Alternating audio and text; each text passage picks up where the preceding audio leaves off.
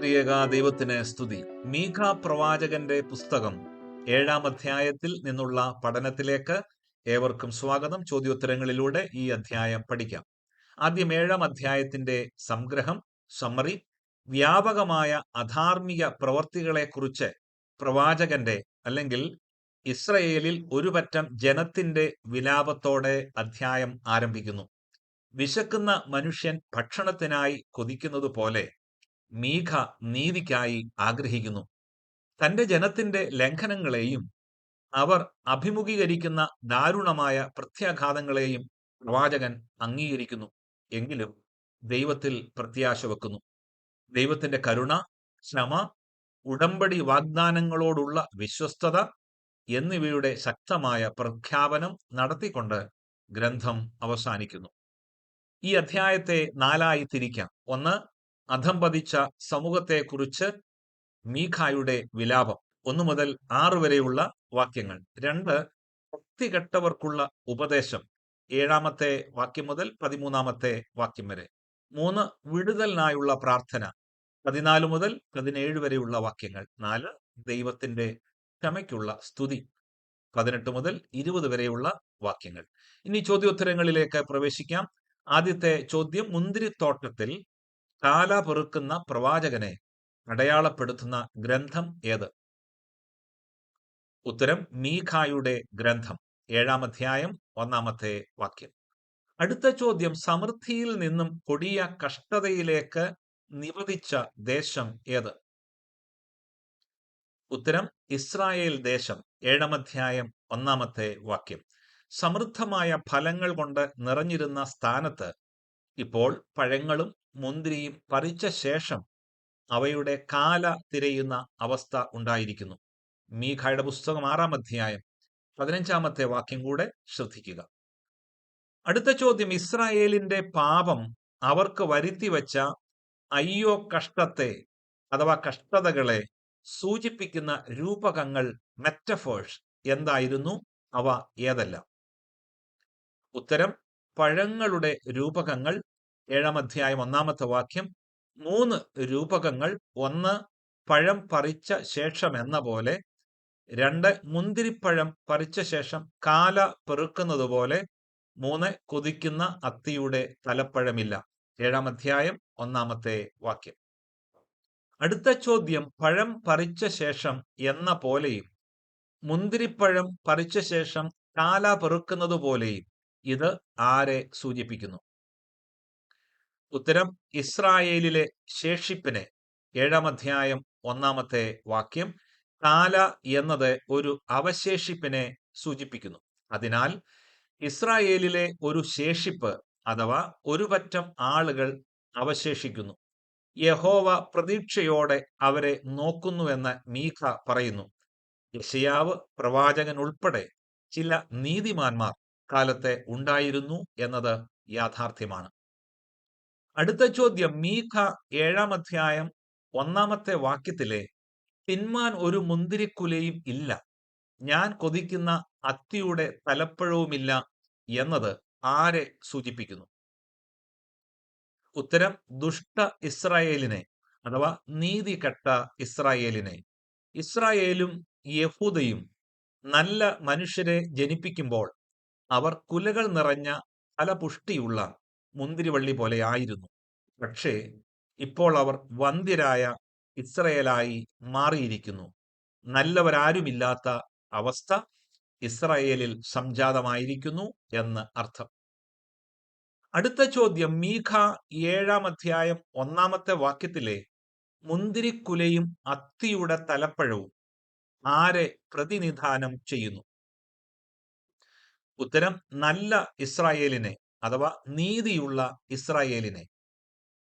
അടുത്ത ചോദ്യം, മുന്തിരിയുടെ കാല പെറുക്കുന്നവനായി സ്വയം താരതമ്യം ചെയ്ത പ്രവാചകൻ. ഉത്തരം, മീഖ 7-ാം അധ്യായം 1-ാമത്തെ വാക്യം. അടുത്ത ചോദ്യം, ഇസ്രായേലിലെ ഭക്തിമാന്മാർക്ക് എന്ത് സംഭവിച്ചു? ഉത്തരം, ഭൂമിയിൽ നിന്ന് നശിച്ചുപോയി, 7-ാം അധ്യായം 2-ാമത്തെ വാക്യം. അടുത്ത ചോദ്യം, ഇസ്രായേലിലെ ഭക്തിമാന്മാർ ഭൂമിയിൽ നിന്ന് നശിച്ചു പോയതിനാൽ അവരുടെ ഇടയിൽ ആര് ഇല്ലാതിരിക്കുന്നു എന്നാണ് പ്രവാചകൻ പറയുന്നത്? ഉത്തരം, നേരുള്ളവൻ ഇല്ലാതിരിക്കുന്നു. 7-ാം അധ്യായം 2-ാമത്തെ വാക്യം. അടുത്ത ചോദ്യം പൂരിപ്പിക്കുവാനുള്ളതാണ്. വാക്യം ഡാഷ് ഭൂമിയിൽ നിന്ന് നശിച്ചുപോയി, മനുഷ്യരുടെ ഇടയിൽ ഡാഷ് ആരുമില്ല. ഉത്തരം 1 ഭക്തിമാൻ, 2 നേരുള്ളവൻ. 7-ാം അധ്യായം 2-ാമത്തെ വാക്യം. അടുത്ത ചോദ്യം ഇസ്രായേലിലെ ഉന്നതരുടെ തന്ത്രപരമായ അക്രമത്തെ വിവരിക്കുന്ന വേട്ടയാടലിന്റെ രൂപകങ്ങൾ ഏതെല്ലാം? ഉത്തരം, രക്തത്തിനായി പതിയിരിക്കുന്നു. 2 സഹോദരനെ വലവെച്ച് പിടിപ്പാൻ നോക്കുന്നു. 7-ാം അധ്യായം 2-ാമത്തെ വാക്യം. അടുത്ത ചോദ്യം രക്തത്തിനായി പതിയിരിക്കുന്ന ദുഷ്ട ഇസ്രായേലിന്റെ ശൈലി എന്തായിരുന്നു? ഉത്തരം, നേരില്ല. 7-ാം അധ്യായം 2-ാമത്തെ വാക്യം. മനുഷ്യരുടെ ഇടയിൽ നേരുള്ളവൻ ആരുമില്ല. അടുത്ത ചോദ്യം ദുഷ്ട ഇസ്രായേലിൽ പ്രതിഫലം ചോദിക്കുന്നത് ആര്? ഉത്തരം, പ്രഭു. 7-ാം അധ്യായം 3-ാമത്തെ വാക്യം. അടുത്ത ചോദ്യം ദുഷ്ട ഇസ്രായേലിൽ പ്രതിഫലം വാങ്ങി ന്യായം വിധിക്കുന്നത് ആര്? ഓപ്ഷൻസ്: 1 ന്യായാധിപതി, 2 പ്രഭു, 3 നീതികെട്ടവൻ, 4 ദുരാഗ്രഹമുള്ളവൻ. ഉത്തരം, ഓപ്ഷൻ 1 ന്യായാധിപതി. 7-ാം അധ്യായം 3-ാമത്തെ വാക്യം. അടുത്ത ചോദ്യം ജാഗ്രതയോടെ ദോഷം പ്രവർത്തിക്കുന്നവർ ആരെല്ലാം എന്നാണ് മീഖ പറയുന്നത്? ഓപ്ഷൻസ്: 1 പ്രഭു, 2 ന്യായാധിപതി, 3 നീതികെട്ടവൻ, 4 മഹാൻ. ഉത്തരം, ഓപ്ഷൻസ് 1, 2, 4. 7-ാം അധ്യായം 3-ാമത്തെ വാക്യം. ഈ വാക്യം അഴിമതി നിറഞ്ഞ ജുഡീഷ്യൽ രാഷ്ട്രീയ സാഹചര്യം വിവരിക്കുന്നു. അടുത്ത ചോദ്യം മനസ്സിലെ ദുരാഗ്രഹം പ്രസ്താവിക്കുന്ന ദുഷ്ട ഇസ്രായേലിനെ സൂചിപ്പിക്കുന്ന പേരെന്ത്?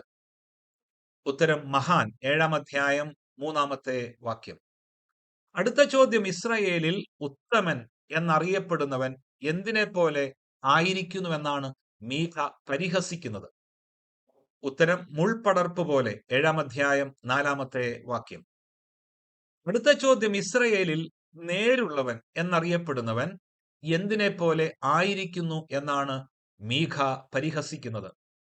ഉത്തരം, മുൾവേലിയേക്കാൾ വല്ലാത്തവൻ. 7-ാം അധ്യായം 4-ാമത്തെ വാക്യം. അടുത്ത ചോദ്യം ഇസ്രായേല്യ ദർശകന്മാർ പ്രവചിച്ച യഹോവയുടെ സന്ദർശന ദിവസത്തിന്റെ പ്രത്യേകതയെക്കുറിച്ച് മീഖ പറയുന്നത് എന്താണ്? ഉത്തരം, പരിഭ്രമം ഭവിക്കുന്നത്. 7-ാം അധ്യായം 4-ാമത്തെ വാക്യം. പരിഭ്രമം എന്ന ഈ പദം ദൈവത്തിന്റെ ന്യായവിധിയെ വിവരിക്കാൻ ഉപയോഗിക്കുന്നു. ഉദാഹരണം യെശയ്യാവ് 22-ന്റെ 5-ാമത്തെ വാക്യം. അടുത്ത ചോദ്യം ദുഷ്ട ഇസ്രായേലിൽ കൂട്ടുകാരിലും കുടുംബ ബന്ധങ്ങളിലും വിശ്വസിക്കരുത്, ആശ്രയിക്കരുത് എന്നിങ്ങനെ കൽപ്പിച്ച പ്രവാചകൻ ആര്? ഉത്തരം, മീഖ പ്രവാചകൻ. 7-ാം അധ്യായം 5-ാമത്തെ വാക്യം. അടുത്ത ചോദ്യം വിശ്വാസം സമൂഹത്തിൽ എങ്ങുമില്ല എന്ന് പറയുന്നതിന് മീഖ പരാമർശിക്കുന്നത് ആരെയല്ല? 1 കൂട്ടുകാരൻ, 2 സ്നേഹിതൻ, 3 വീട്ടുകാർ, 4 അയൽവക്കക്കാർ. ഉത്തരം 1, 2, 3 ഓപ്ഷനുകൾ ശരിയാണ്. 7-ാമത്തെ അധ്യായം 5, 6 വാക്യങ്ങൾ. അടുത്ത ചോദ്യം ആരിൽ നിന്നും നിന്റെ വായുടെ കതക് കാത്തുകൊള്ളുക എന്നാണ് മീഖ ജനത്തോട് പറയുന്നത്? ഓപ്ഷൻസ്: 1 നിന്റെ കൂട്ടുകാരനിൽ നിന്നും, 2 നിന്റെ അധികാരികളിൽ നിന്നും, 3 നിന്റെ വീട്ടുകാരിൽ നിന്നും, 4 നിന്റെ മാർവിടത്തെ ശയിക്കുന്നവളിൽ നിന്നും. ഉത്തരം, ഓപ്ഷൻ 4 നിന്റെ മാർവിടത്തെ ശയിക്കുന്നവളിൽ നിന്നും. 7-ാം അധ്യായം. അടുത്തതായി പൂരിപ്പിക്കുവാനുള്ളതാണ്. വാക്യം മകൾ അമ്മയോടും മരുമകൾ അമ്മാവി അമ്മയോടും എതിർത്തു നിൽക്കുന്നു, മനുഷ്യന്റെ ശത്രുക്കൾ അവന്റെ ഡാഷ് തന്നെ. ഉത്തരം, വീട്ടുകാർ. 7-ാം അധ്യായം 6-ാമത്തെ വാക്യം. അടുത്ത ചോദ്യം താൻ കാത്തിരിക്കുന്നതും തന്റെ പ്രാർത്ഥന കേൾക്കുമെന്നും മീഖ പ്രത്യാശിക്കുന്ന യഹോവയായ ദൈവത്തിന്റെ പ്രത്യേകത എന്ത്? ഉത്തരം, രക്ഷയുടെ ദൈവം. 7-ാം അധ്യായം 7-ാമത്തെ വാക്യം. അടുത്തതായി പൂരിപ്പിക്കുവാനുള്ളതാണ് വാക്യം. വീണു എങ്കിലും ഞാൻ വീണ്ടും എഴുന്നേൽക്കും, ഞാൻ ഡാഷ് ഇരുന്നാലും യഹോവ എനിക്ക് ഡാഷ് ആയിരിക്കുന്നു. ഉത്തരം 1 ഇരുട്ടത്ത്, 2 വെളിച്ചം. 7-ാം അധ്യായം 8-ാമത്തെ വാക്യം. അടുത്ത ചോദ്യം, ശത്രുക്കളോട് എന്നെ ചൊല്ലി സന്തോഷിക്കരുത് എന്ന് പറയുവാൻ മീഖായുടെ പ്രത്യാശയുടെ 2 കാരണങ്ങൾ പറയുക. ഉത്തരം 1 വീണാലും വീണ്ടും എഴുന്നേൽക്കും. 7-ാം അധ്യായം 8-ാമത്തെ വാക്യം. 2 ഇരുട്ടത്ത് ഇരുന്നാലും യഹോവ വെളിച്ചമായിരിക്കും. 7-ാം അധ്യായം 8-ാമത്തെ വാക്യം. കൂടാതെ 7-ന്റെ 9, 10 വാക്യങ്ങൾ കൂടെ ശ്രദ്ധിക്കുക. വാക്യം 9-ൽ മാത്രം 2 കാര്യങ്ങൾ കാണുന്നു. 1 വെളിച്ചത്തിലേക്ക് പുറപ്പെടുവിക്കും, 2 യഹോവയുടെ നീതി കണ്ട് സന്തോഷിക്കും. ഈ വാക്യങ്ങൾ പ്രവാസത്തിൽ നിന്നുള്ള ജനതയുടെ പുനഃസ്ഥാപനത്തെ സൂചിപ്പിക്കുന്നതാകാം. അടുത്ത ചോദ്യം, 1 ഇസ്രായേലിന്റെ ശത്രുവിന്റെ സന്തോഷത്തിന്റെ കാരണമെന്ത്? 2 മീഖായുടെ അല്ലെങ്കിൽ നല്ല ഇസ്രായേലിന്റെ സന്തോഷത്തിന്റെ കാരണമെന്ത്?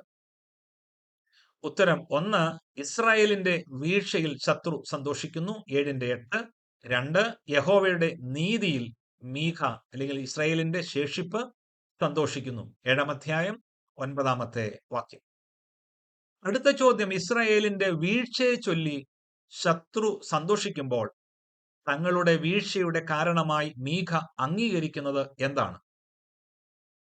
ഉത്തരം ഇസ്രായേലിന്റെ പാപം. 7-ാം അധ്യായം 9-ാമത്തെ വാക്യം. അടുത്ത ചോദ്യം, പാപം ചെയ്ത ഇസ്രായേൽ യഹോവയുടെ ക്രോധം എപ്പോൾ വരെ വഹിക്കണം? ഉത്തരം യഹോവ വ്യവഹാരം നടത്തി ന്യായം പാലിച്ചു തരുവോളം വഹിക്കണം. 7-ാം അധ്യായം 9-ാമത്തെ വാക്യം. അടുത്ത ചോദ്യം, ദൈവമായ യഹോവ എവിടെ എന്ന് പറഞ്ഞ ശത്രുക്കളുടെ അവസ്ഥ എന്തായിത്തീരും? ഉത്തരം 1 ലജ്ജ മൂടും, 2 വീതികളിലെ ചെളി പോലെ ചവിട്ടിക്കളയും. 7-ാം അധ്യായം 10-ാമത്തെ വാക്യം. അടുത്ത ചോദ്യം, ഇസ്രായേലിന്റെ മതിലുകൾ പണിവാനുള്ള നാളിൽ സംഭവിക്കുന്നത് എന്തെല്ലാം? ഉത്തരം 1 അതിർ അകന്നുപോകും. 7-ന്റെ 11. 2 ജനതകൾ യഹോവയുടെ അടുക്കൽ വരും. 7-ന്റെ 12. 3 ഭൂമി ശൂന്യമായി തീരും. 7-ന്റെ 13. അടുത്ത ചോദ്യം, ഈ അധ്യായത്തിൽ മീഖായുടെ പ്രാർത്ഥനകൾ അടങ്ങിയ വേദഭാഗം ഏത്? ഉത്തരം 14 മുതൽ 17 വരെയുള്ള വാക്യങ്ങൾ. 7-ാം അധ്യായത്തിൽ 14 മുതൽ 17 വരെയുള്ള വാക്യങ്ങൾ. അടുത്ത ചോദ്യം, തന്റെ ജനമായ ആട്ടിൻകൂട്ടത്തെ യഹോവ എങ്ങനെ മേയിക്കണം എന്നാണ് മീഖ പ്രാർത്ഥിക്കുന്നത്? ഉത്തരം കോൽ കൊണ്ട്, യഹോവയുടെ കോൽ കൊണ്ട് മേയിക്കണം. 7-ാം അധ്യായം 14-ാമത്തെ വാക്യം. അടുത്ത ചോദ്യം, യഹോവയുടെ ജനമായ ആട്ടിൻകൂട്ടം എവിടെ തനിച്ചായിരിക്കുന്നു എന്നാണ് മീഖ പ്രാർത്ഥിക്കുന്നത്? ഉത്തരം കർമ്മേലിന്റെ മധ്യേ കാട്ടിൽ. 7-ാം അധ്യായം 14-ാമത്തെ വാക്യം. അടുത്ത ചോദ്യം, ജനമായ ആട്ടിൻകൂട്ടം ഏത് കാലത്ത് എന്ന പോലെ മേഞ്ഞുകൊണ്ടിരിക്കട്ടെ എന്നാണ് മീഖ അപേക്ഷിക്കുന്നത്? ഉത്തരം പുരാതന കാലത്ത് എന്ന പോലെ. 7-ാം അധ്യായം 14-ാമത്തെ വാക്യം. ഇത് ഉടമ്പടി പുതുക്കുന്നതിനുള്ള ഒരു പദപ്രയോഗമാണ്. യെശയ്യാ പ്രവാചകന്റെ പുസ്തകം 63-ന്റെ 11, ആമോസ് 9, 11-ാമത്തെ വാക്യം. അടുത്ത ചോദ്യം, പുരാതന കാലത്ത് ജനമായ ആട്ടിൻകൂട്ടത്തെ യഹോവ മേയിച്ചു കൊണ്ടിരുന്നത് എവിടെയായിരുന്നു? ഉത്തരം ബാശാനിലും ഗിലെയാദിലും. 7-ാം അധ്യായം 14-ാമത്തെ വാക്യം. ബാശാനും ഗിലെയാദും സമൃദ്ധമായ പുൽമേടുള്ള കുന്നുകളായിരുന്നു. അവരുടെ ആട്ടിൻകൂട്ടങ്ങൾ പരിപാലിക്കപ്പെട്ട ഇടം. അതുപോലെ ജനമായ ആട്ടിൻകൂട്ടത്തെ യഹോവ ഒരു ഇടയനായി വടികൊണ്ട്, കോൽ കൊണ്ട് മേയിച്ച് പരിപാലിക്കണമേ എന്ന പ്രാർത്ഥനയാണിത്. അടുത്ത ചോദ്യം, പുരാതന കാലത്ത് എന്ന പോലെ അവർ മേഞ്ഞുകൊണ്ടിരിക്കട്ടെ എന്ന മീഖായുടെ പ്രാർത്ഥനയ്ക്ക് യഹോവയുടെ മറുപടി എന്തായിരുന്നു? ഉത്തരം മിസ്രയീം ദേശത്ത് നിന്ന് പുറപ്പെട്ട കാലത്തെന്ന പോലെ യഹോവയുടെ അത്ഭുതങ്ങൾ കാണിക്കും. 7-ാം അധ്യായം 15-ാമത്തെ വാക്യം. അടുത്ത ചോദ്യം, മിസ്രയീം ദേശത്ത് നിന്ന് പുറപ്പെട്ട കാലത്തെന്ന പോലെ യഹോവ അത്ഭുതങ്ങൾ കാണിക്കുമ്പോൾ ജാതികൾ നേരിടുന്ന അവസ്ഥകൾ എന്തെല്ലാം? ഓപ്ഷൻസ്: 1, അവർ തങ്ങളുടെ സകല വീര്യത്തിലും ലജ്ജിക്കും. 2, അവർ വായുമേൽ കൈവെക്കും ചെകിടരായി തീരും. 3, അവർ പാമ്പ് പോലെ പൊടി നക്കും. 4, അവർ പേടിച്ച് യഹോവയുടെ അടുക്കൽ വരും. ഉത്തരം: എല്ലാ ഓപ്ഷനുകളും ശരിയാണ്. 7-ാം അധ്യായം 16, 17 വാക്യങ്ങൾ. ഇവിടെ പാമ്പ് പോലെ പൊടി നക്കും എന്നത് സൈനിക പരാജയത്തിന്റെ ഒരു എബ്രായ ഭാഷയാണ് എന്ന് കരുതാം. അടുത്ത ചോദ്യം: ഇഴജാതി പോലെ തങ്ങളുടെ ഗുഹകളിൽ നിന്ന് വിറച്ചും കൊണ്ട് യഹോവയുടെ മുമ്പാകെ വരുന്നത് ആരാണ്? ഉത്തരം: ജാതികൾ. 7-ാം അധ്യായം 17-ാമത്തെ വാക്യം. അടുത്ത ചോദ്യം: നിന്നോട് സമനായ ദൈവം ആരുള്ളൂ എന്ന് നന്ദി സൂചകമായി പറയുന്ന പ്രവാചകൻ ആര്? ഉത്തരം: മീഖ. 7-ാം അധ്യായം 18-ാമത്തെ വാക്യം. മീഖ എന്ന പേരിന്റെ അർത്ഥത്തോട് ചേർന്ന് നിൽക്കുന്നതാണിത്. നിന്നോട് സമനായ ദൈവം ആരുള്ളൂ എന്നത്. അടുത്ത ചോദ്യം: ശേഷിപ്പുള്ളവർ അഥവാ ശേഷിപ്പ്, ദ റെമനന്റ് എന്നർത്ഥം വരുന്ന വാക്കുകൾ മീഖായുടെ ഗ്രന്ഥത്തിൽ നിന്നും പറയുക. 7 അധ്യായങ്ങളിൽ നിന്നും പറയുക. ഉത്തരം: കുറഞ്ഞത് 5 പ്രാവശ്യമെങ്കിലും ഈ പദം മീഖ ഉപയോഗിക്കുന്നുണ്ട്. വേദഭാഗങ്ങൾ: 2-ാം അധ്യായം 12, 4-ാം അധ്യായം 7, 5-ാം അധ്യായത്തില് 7, 8 വാക്യങ്ങൾ, 7-ാം അധ്യായത്തിലെ 18-ാമത്തെ വാക്യം. അടുത്തതായി പൂരിപ്പിക്കുവാനുള്ളതാണ് വാക്യം: അകൃത്യം ഡാഷ് തന്റെ അവകാശത്തിൽ ശേഷിപ്പുള്ളവരോട് അതിക്രമം ഡാഷ് ചെയ്യുന്ന നിന്നോട് സമനായ ദൈവം ആരുള്ളൂ? ഉത്തരം: 1, ക്ഷമിക്കുകയും 2, മോചിക്കുകയും. 7-ാം അധ്യായം 18-ാമത്തെ വാക്യം. അടുത്തതായി പൂരിപ്പിക്കുവാനുള്ളതാണ് വാക്യം: അവൻ അഥവാ യഹോവ എന്നേക്കും ഡാഷ് വെച്ചുകൊള്ളുന്നില്ല ഡാഷിലല്ലോ അവന് പ്രസാദമുള്ളത്. ഉത്തരം: 1, കോപം. 2, ദയയിലല്ലോ. 7-ാം അധ്യായം 18-ാമത്തെ വാക്യം. വീണ്ടും പൂരിപ്പിക്കുവാനുള്ളതാണ് വാക്യം: അവൻ അഥവാ യഹോവ നമ്മോട് വീണ്ടും ഡാഷ് കാണിക്കും, നമ്മുടെ ഡാഷ് ചവിട്ടിക്കളയും, അവരുടെ പാപങ്ങളൊക്കെയും നീ ഡാഷ് ഇട്ടുകളയും. ഉത്തരം: 1, കരുണ കാണിക്കും. 2, അകൃത്യങ്ങളെ ചവിട്ടിക്കളയും. 3, സമുദ്രത്തിന്റെ ആഴത്തിൽ ഇട്ടുകളയും. 7-ാം അധ്യായം 19-ാമത്തെ വാക്യം. അടുത്ത ചോദ്യം: മീഖായുടെ ഗ്രന്ഥം അവസാനിക്കുമ്പോൾ മീഖ പരാമർശിക്കുന്ന പൂർവ പിതാക്കന്മാർ ആരെല്ലാം? ഉത്തരം: യാക്കോബും അബ്രഹാമും. 7-ാം അധ്യായം 20-ാമത്തെ വാക്യം. അടുത്തതായി പൂരിപ്പിക്കുവാനുള്ളതാണ് വാക്യം: പുരാതന കാലം മുതൽ നീ ഞങ്ങളുടെ പിതാക്കന്മാരോട് സത്യം ചെയ്തിരിക്കുന്ന നിന്റെ ഡാഷ് നീ യാക്കോബിനോടും നിന്റെ ഡാഷ് അബ്രഹാമിനോടും കാണിക്കും. ഉത്തരം: 1, വിശ്വസ്തത. 2, ദയ. 7-ാം അധ്യായം 20-ാമത്തെ വാക്യം. ആധുനിക യാഥാസ്ഥിതിക യഹൂദന്മാർ, മോഡേൺ ഓർത്തഡോക്സ് ജൂസ്, പാപപരിഹാര ദിനത്തിൽ on the day of atonement യോനായുടെ പുസ്തക വായനയെ തുടർന്ന് മീഖ 7-ാം അധ്യായം 18 മുതൽ 20 വരെയുള്ള വാക്യങ്ങൾ, ഈ പുസ്തകത്തിൽ ഒടുവിലത്തെ വാക്യങ്ങൾ അവരുടെ സിനഗോഗുകളിൽ വായിക്കുന്ന രീതിയുണ്ട്. ഈ ഗ്രന്ഥങ്ങളിൽ നിന്നും ഉള്ള പഠനം തൽക്കാലം പൂർത്തിയാവുന്നു. പഠനത്തിൽ താല്പര്യം കാണിച്ച എല്ലാവരോടും നന്ദി അറിയിക്കുന്നു.